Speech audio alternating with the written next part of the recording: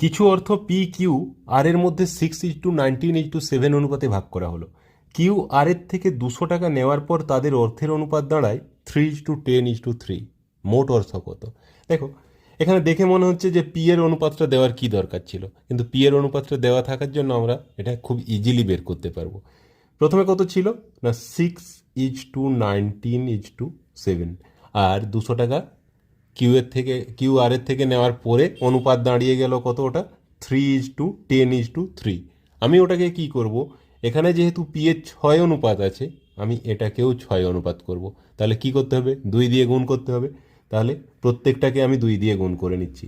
6:20:6।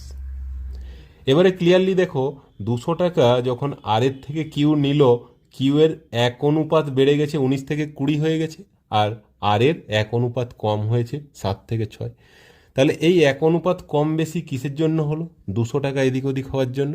তাহলে ক্লিয়ারলি 1 অনুপাত = 200 টাকা। আমার কি বলেছে, মোট অর্থ কত, মোট অনুপাত কত?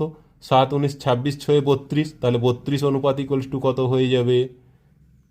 32 × 2 = 6400 টাকা। অপশান এ হয়ে যাবে অ্যান্সার।